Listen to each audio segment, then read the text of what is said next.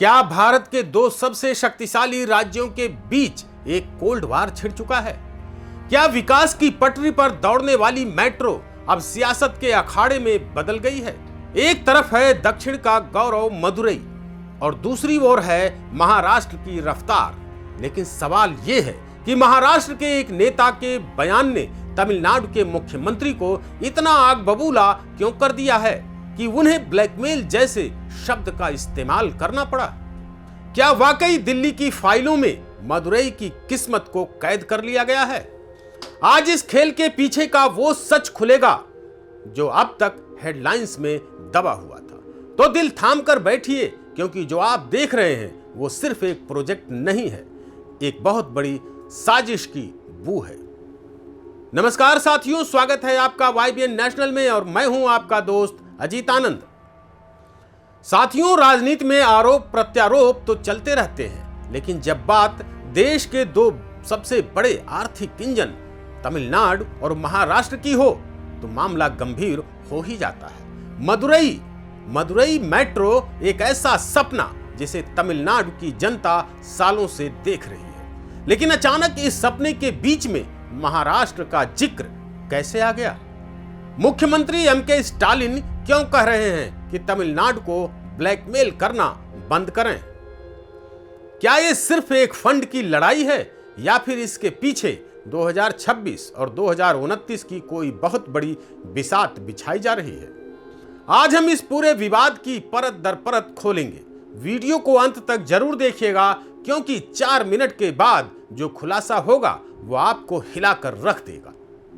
तो कहानी शुरू होती है मदुरई से, वो शहर जिसे थूंगा नगरम कहा जाता है। जी हां, आपने बिल्कुल सही सुना है, थूंगा नगरम, यानी वो शहर जो कभी सोता नहीं।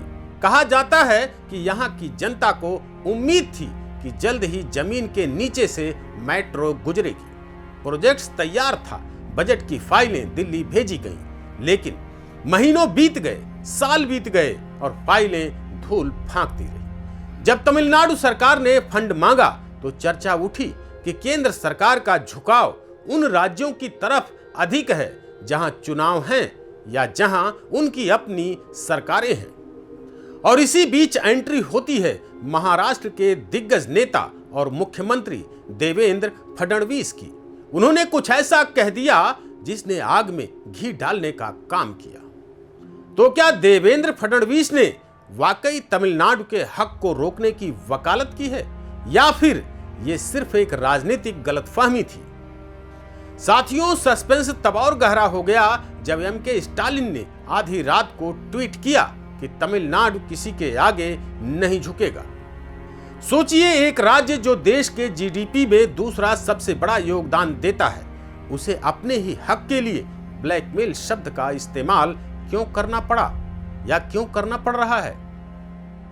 डर इस बात का नहीं है कि मेट्रो नहीं बनेगी, डर इस बात का है क्या राज्यों के बीच संघीय ढांचा टूट रहा है। स्टालिन का सीधा निशाना फडणवीस पर था। उन्होंने कहा कि महाराष्ट्र के नेता दिल्ली में आकर तमिलनाडु के प्रोजेक्ट्स पर कुंडली मारकर नहीं बैठ सकते। फडणवीस ने एक बयान में महाराष्ट्र के प्रोजेक्ट्स को प्राथमिकता देने की बात कही थी, जिसे तमिलनाडु ने अपने अपमान के तौर पर लिया। और विवाद इतना बढ़ा कि अब यह सिर्फ मेट्रो का मुद्दा नहीं रहा, यह तमिल प्राइड बनाम सेंट्रल कंट्रोल का मुद्दा बन गया है। तो अब चलिए सस्पेंस को खत्म करते हैं और उस 100% सच की बात करते हैं जो पर्दे के पीछे चल रहा है। असली खेल मेट्रो का नहीं, पैसे और क्रेडिट का है। दरअसल मदुरई मेट्रो प्रोजेक्ट्स की लागत करीब $1.5 बिलियन यानी 11,000 करोड़ रुपए से अधिक है। तमिलनाडु सरकार चाहती है कि केंद्र इसमें 50% की हिस्सेदारी दे, जैसा कि अन्य राज्यों में होता है। लेकिन पेच ये फंसा कि केंद्र ने नए नियमों के तहत राज्यों को खुद फंड जुटाने या विदेशी बैंकों से लोन लेने की सलाह दे दी। उधर महाराष्ट्र में चुनाव नजदीक हैं। देवेंद्र फडणवीस ने केंद्र से महाराष्ट्र के लिए बड़े पैकेज की मांग की है।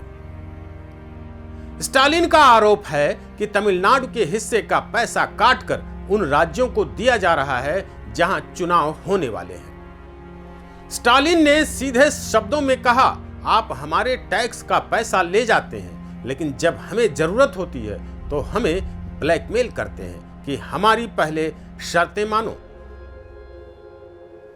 सच्चाई यह है कि मदुरई मेट्रो को लेकर केंद्र ने कुछ तकनीकी खामियां निकाली थी, जिन्हें स्टालिन सरकार ने राजनीतिक देरी करार दिया। फडणवीस का नाम इसमें इसलिए घसीटा गया क्योंकि महाराष्ट्र के प्रोजेक्ट्स को बहुत तेजी से क्लियरेंस मिल रहा है, जबकि मदुरई की फाइल 2 साल से अटकी है। क्या आपको लगता है कि स्टालिन का ब्लैकमेल वाला आरोप सही है? क्या वाकई दक्षिण के राज्यों के साथ सौतेला व्यवहार हो रहा है, या फिर फडणवीस सिर्फ अपने राज्य का हक मांग रहे हैं? अपनी राय कमेंट बॉक्स में जरूर लिखें। अगर आपको यह बेबाक विश्लेषण पसंद आया हो तो वीडियो को लाइक करें, शेयर करें और YBN नेशनल को सब्सक्राइब करना बिल्कुल न भूलें। तो देखते रहिए, समझते रहिए, क्योंकि ये राजनीति है जनाब। जय हिंद, जय भारत।